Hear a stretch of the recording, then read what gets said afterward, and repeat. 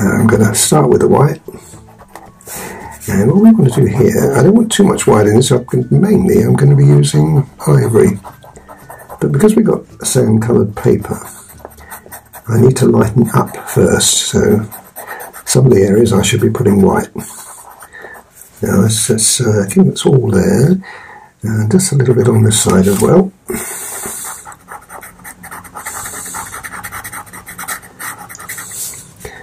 And there's a little bit around the outer edge there. And there. Okay. Now the ivory. As I say, mainly this is ivory, and I'm going to go over the I've overrun there a bit, folks. Beauty of the pastel pencil, you can get rid of it. Right, so ivory.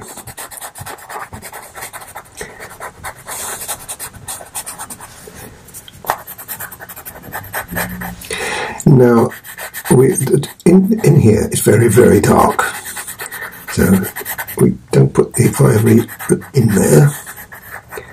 It's only on the lighter areas, which is basically everywhere else, folks.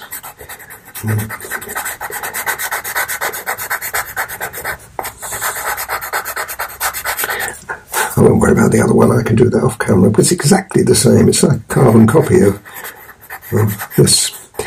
Now I'm going to put something in there, because it's very dark, I'm going to use the 273 here, and I'm going to cut into that light area with my dark.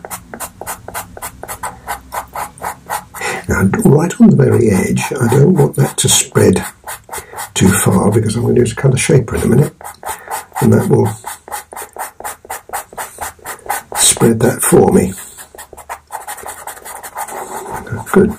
So that's basically all of the dark and the light and the whole of the ear has been done. But just before we bring the shaper into play, I'm going to use another colour. This is 182.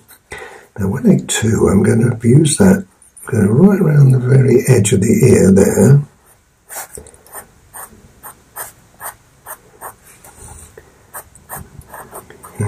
And around the other side. Right, that's it. Now, in here. Now, because it's going on top of the ivory, it's going to be weakened to a large extent. And you'll see that that light that I put in there, I want to retain that. Did I put ivory on that? I don't think I did. Okay. The other thing that I'll point out to you while I'm doing this is you want to work in the direction that you see the hair lying in. You see how it's already beginning to work. You can see that sense of realism once you do this. Now what about this edge here? There, I was talking about. Now this is where you can put the two together. And as I say, I'm going to use a colour shaper in a minute. You don't really want a transition of dark and light, so you have to work some of the colours out. And there's a little bit of extra weight just there. I'm not pressing hard. It might seem that I am, but I'm not, because I'm going to use a darker colour in a minute to give me the effect of that. And in here, now in here, I want that area there to stay light. So just there, I'm going to make it just a little stronger and graduate that so that it's kind of sandwiched between here and here, or here and here, but there's still an influence of colour in there. Okay, now the colour shaper. I'm using the grey colour shaper. If you've got any of the others, the ivory, that will work as well.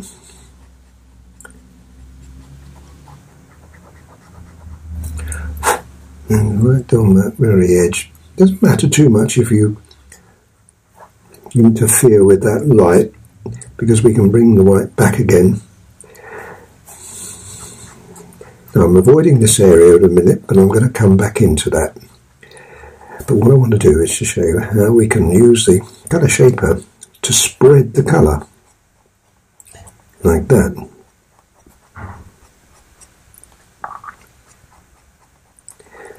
Now inside, doesn't need to blend this because I'm going to put a very dark colour in a minute in here, and the colour will be,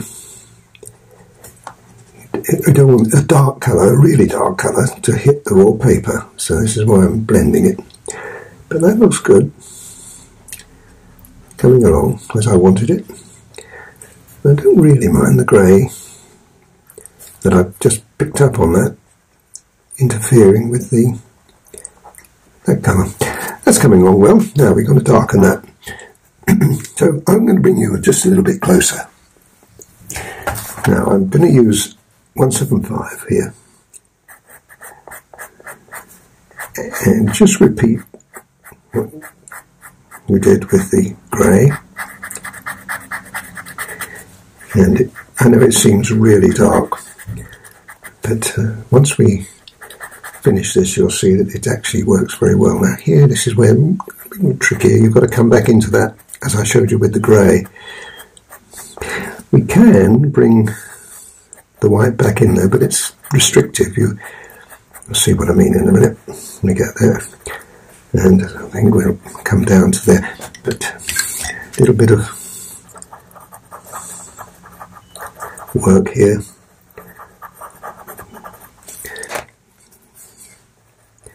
That's it, that's what I'm looking for the moment. Come back to here. Now when you get to here again, this is where it's even more important not to actually spread that too far at the moment, because what we can do that with a colour shaper. Let me show you. You can bring that back like that, so you get it's a better transition that way, rather than trying to butt up a very dark colour to a very light one, like that. Now that looks good. And we need to darken that just a little bit more inside there, to add some more. So we've got the very dark in there. You see what I mean by that? But I've got another colour which I'm going to use here, which is, where are we? Here we are, 177. 177. Now 177, we can come in here and add just a little more depth. And that can come down, and it's also, we can put that on the outside edge as well. Better to use the 177 rather than 175, because this is brown. 175 is a very dark sepia. As you can see, it looks a bit fierce, but that looks good. Now you notice that I'm not putting too much on here, but you've got to use it to create some depth. And we'll be bringing all the lighter colours back in a minute. And in here, where we have this transition between the dark and the light, you can use that too for that.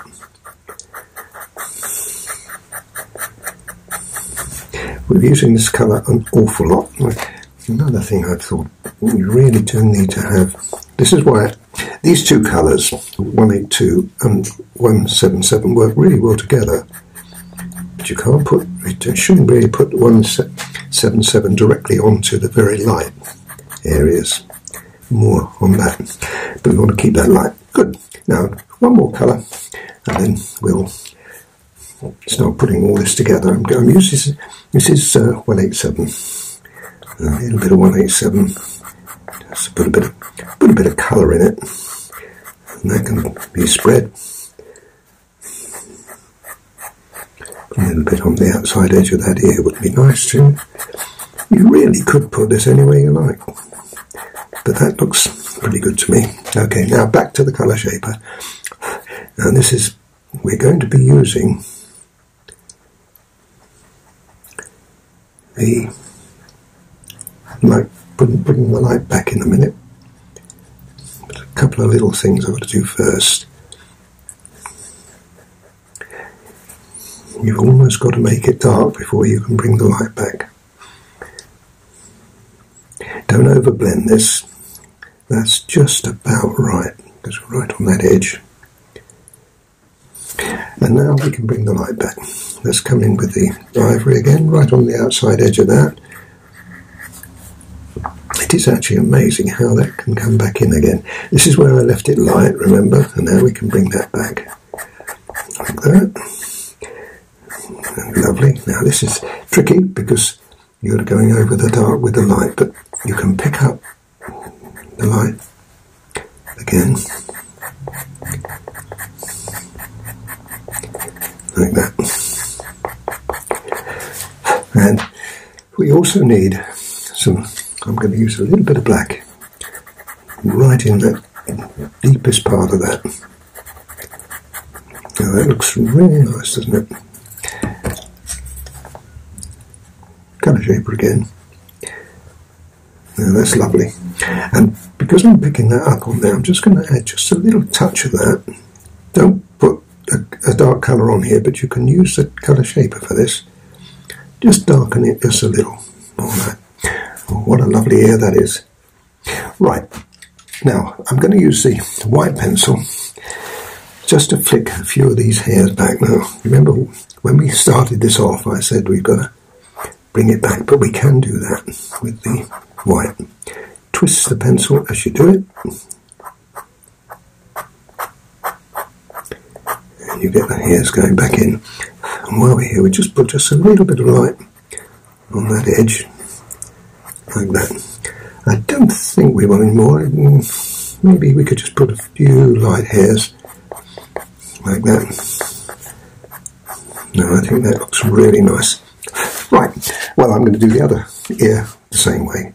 And then once we've done that, we can start bringing the top of the head in. I'm going to work the top of the head in and around the eye. I won't be doing the eyes, they'll be a separate. But that's the next thing I'll be able to show you. But let me get that done first, and then we're onto the top of the head.